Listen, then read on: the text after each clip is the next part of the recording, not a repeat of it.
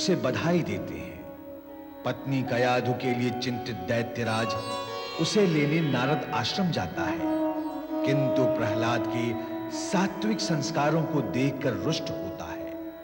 विष्णु लोक में विष्णु भगवान प्रहलाद की भक्ति से संतुष्ट हैं। शुक्राचार्य हिरण्यकश्यप को स्वर्ग पर आक्रमण करने के लिए प्रोत्साहित करते हैं, किंतु प्रहलाद के विरोध पर कयाधु के अतिरिक्त सभी उससे क्रुद्ध होते हैं। हिरण्यकश्यप स्वर्ग विजय के पश्चात शची को अपमानित करता है। ये पिताश्री भी न जाने कहां-कहां चले जाते हैं तपस्या करने के लिए। बस ढूंढो। इसी का नाम परिश्रम है। यूं कमंडल फेंकने से कोई लाभ नहीं होता। परिश्रम का दूसरा नाम तपस्या है। पिताश्री तपस्या करने गए हैं। हमारी तपस्या भी कठोर है। तो फिर चले तपस्या करने। हाले कमंडल। मेरा मतलब है चल के ढूंढते हैं, परिश्रम करते हैं। हाँ। आओ चलें। हाँ। दैत्य गुरु शुक्राचार्य। पिताश्री।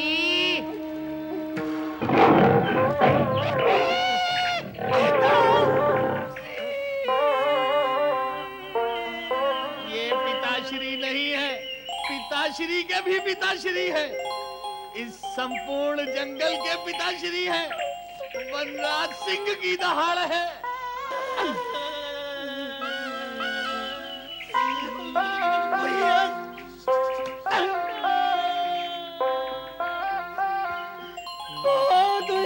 तपस्या हमारे काल के मुख में नहीं है। पर पिताश्री को तो ढूंढना ही पड़ेगा। प्रहलाद को दैत्य शिक्षा दिलवानी ही पड़ेगी, नहीं तो परिश्रम पूरा नहीं होगा। चलो किसी दूसरे स्थान पर चलते हैं। पिताश्री। दैत्य गुरु शुक्राचार्य। कहाँ नहीं ढूंढा पिताश्री? कहाँ देखे? निर्बुद्धियों, मूर्खों, तुमने हमारी मंत्र सिद्धि की सारी साधना विफल कर दी। क्या आवश्यकता थी तुम्हें यहां आने की? हम तुम्हारे इस अपराध को कभी क्षमा नहीं करेंगे। हम तुम्हें ऐसा दंड देंगे कि जीवन भर स्मरण रखोगे। पिताश्री, यदि हम इस समय यहाँ पर नहीं आते तो भी आप हम पर क्रोधित अवश्य होते। क्यों? क्योंकि जिस प्रहलाद की शिक्षा का दायित्व तो आपने हमें सौंपा है, उससे शिक्षित करना हमारे वश में नहीं है। वो तो स्वयं हमें पढ़ाता है। उसके हृदय में दैत्यों के प्रति तुलिक भी सम्मान नहीं है। वह तो विष्णु और विष्णु भक्ति के गुण गाता है। ऐसी विचित्र बातें करता है जिन्हें समझना हमारे लिए बहुत ही कठिन है पिताश्री। दैत्य शत्रु नारद ने उसे भ्रमित कर दिया है। हमें ज्ञात हो गया है कि नारद ने ही कयाधु को इंद्र के हाथों से बचाकर उसे अपने आश्रम में शरण दी थी।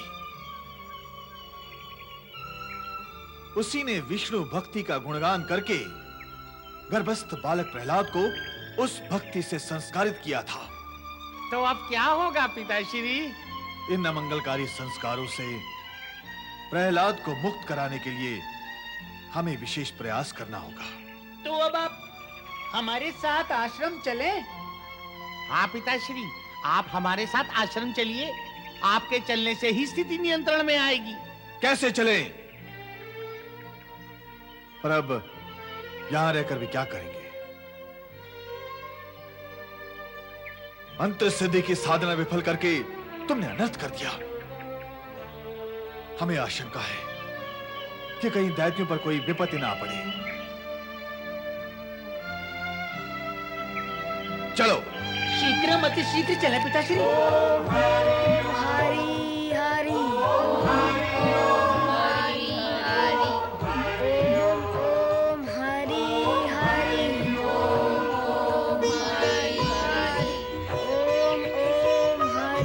हरि। दुष्ट प्रहलाद, दैत्यों के कुल में जन्म महाप्रतापी महाबली दैत्यराज हिरण्यकश्यप की महाप्रतापी महाबली दैत्यराज हिरण्यकश्यप की प्रणाम माता। चिरंजीव हो। दैत्य कुल के वीर सैनिकों, तुम विजयी होकर लौटे हो, इसके लिए मैं तुम्हें बधाई देती हूँ। दैत्यराज हिरण्यकश्यप ने देवताओं को अपना दास बना लिया है, इसलिए मैं इन्हें भी बधाई देती हूँ।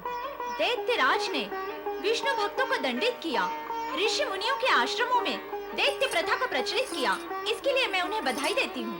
मेरी यही आशा है कि भविष्य में भी दैत्यराज इसी प्रकार अपने शत्रुओं को पराजित करते रहेंगे और पराजित करके उन्हें समाप्त करते रहें। दैत्यराज, तुम्हारा ये दुष्ट पुत्र हमारे शत्रु का पक्षधर बनकर उनके पक्ष में और हमारे विपक्ष में बोलता है। क्या हुआ गुरुवर? ये दैत्यों को अहिंसा, दयादान, धर्म तथा विष्णु भक्ति का पाठ पढ़ा रहा है। ये आप क्या कह रहे हैं गुरुवर? वही कह रहा हूं जो सत्य है।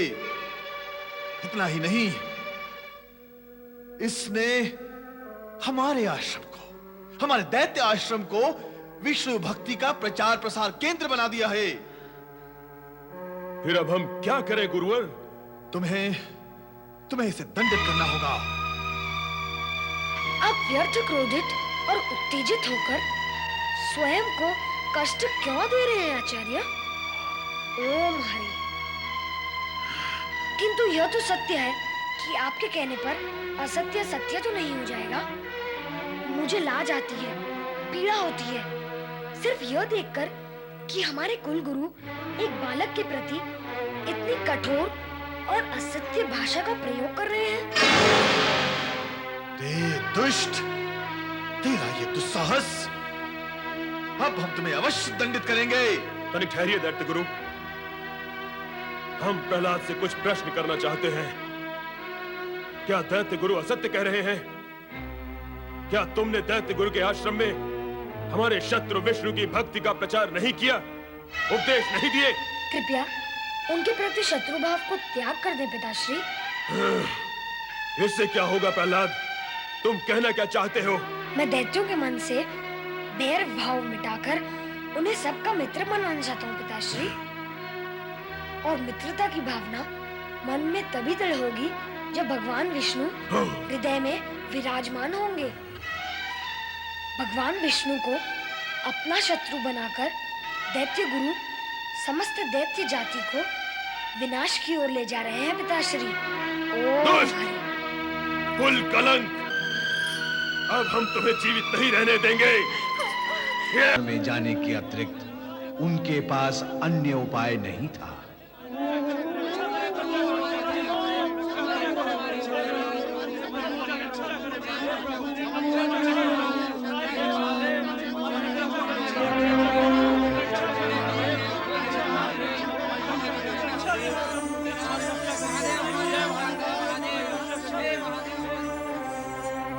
भोलेनाथ, हिरण्यकश्यप के भयंकर राक्षस हमारे यज्ञ को भंग कर रहे हैं। इतना ही नहीं प्रभु, वो हम पर भी प्रहार करते हैं।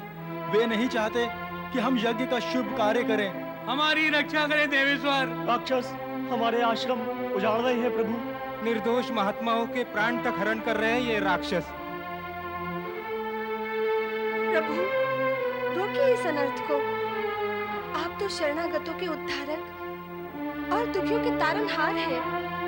यदि आपके भक्त जनों पर असुरों का अत्याचार होगा तो फिर उनकी रक्षा कौन करेगा? असुरों द्वारा उत्पन्न इनके संकटों का अंत करें स्वामी। ऋषिगण, आप सभी की पीड़ा ने हमें पीड़ित किया है, किंतु दुविधा यह है कि जब तक आसुरी शक्ति अपनी चरम सीमा तक नहीं पहुंचती, तब तक उसका अंत होना संभव नहीं है। इसके उपरांत भी हम ऐसा उपाय करेंगे जिससे उनके अत्याचारों का अंत होगा। अब आप सब निश्चिंत होकर अपने अपने आश्रम जाएं और पूर्ववत धर्म ध्यान में मन लगाएं। भगवान भोलेनाथ की जय, भगवान भोलेनाथ की जय, भगवान भोलेनाथ की जय, भगवान भोलेनाथ की जय।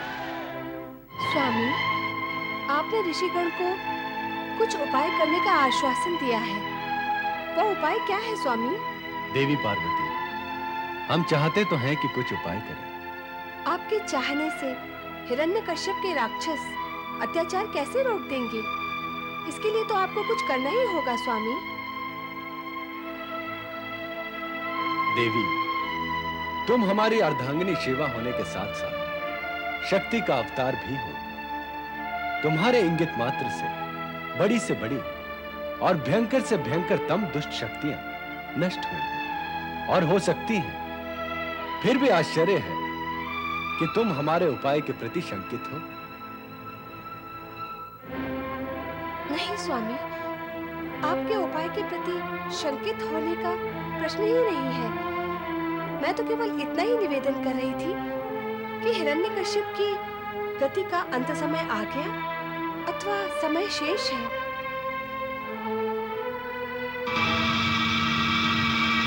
दैत्य गुरु शुक्राचार्य दैत्य गुरु शुक्राचार्य प्रकट हो। दैत्य गुरु शुक्राचार्य प्रकट हो। दैत्य गुरु शुक्राचार्य प्रकट।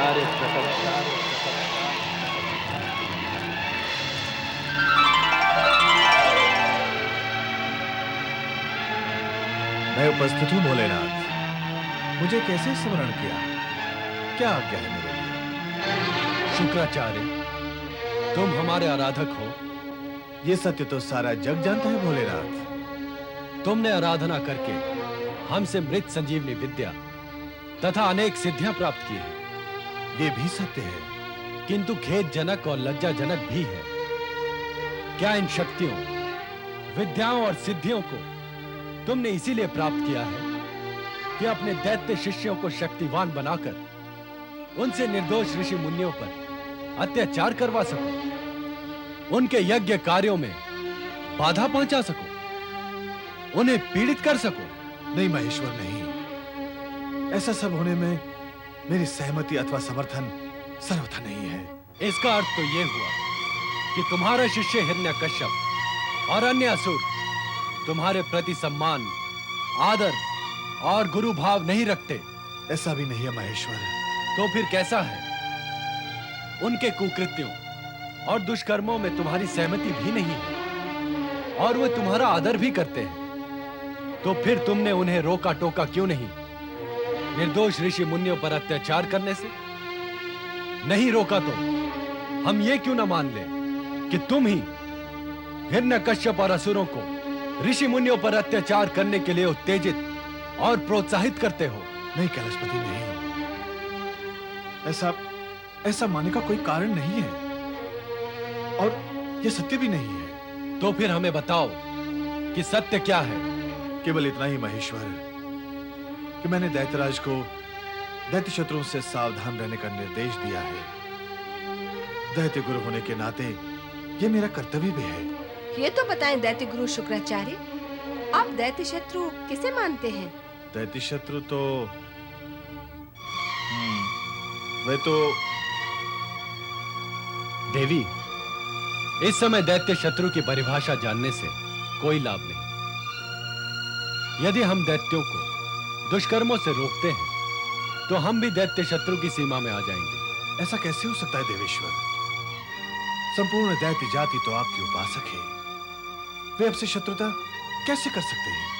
आज वे हमारे उपासक हैं, किंतु समय के साथ सत्य बदल भी सकता है। नीति में मतभेद होने और उनकी दुष्वृत्ति का विरोध करने पर सत्य के बदलते समय नहीं लगेगा शुक्राचार्य। और यह भी तो हो सकता है कि दैत्यों के दबाव में आकर आपको उनका समर्थन और हमारा विरोध करने पर विवश होना पड़े और हम दैत्य शत्रु मान लिए जाएं, वैसा ही जैसा जलंधर के समय हुआ था। उत्तर नहीं दे पा रहे हो शुक्राचार्य, किंतु अब हम तुम्हें आदेश दे रहे हैं, उसे ध्यान से सुनो। आज्ञा करे महादेव। तुरंत अपने प्रभाव का प्रयोग करके हिरण्यकश्यप को सावधान कर दे। कि वो धर्मात्माओं पर अत्याचार न करे, अन्यथा परिणाम विनाशकारी होंगे। मैं आपकी आज्ञा का पालन करूंगा देवाधिदेव।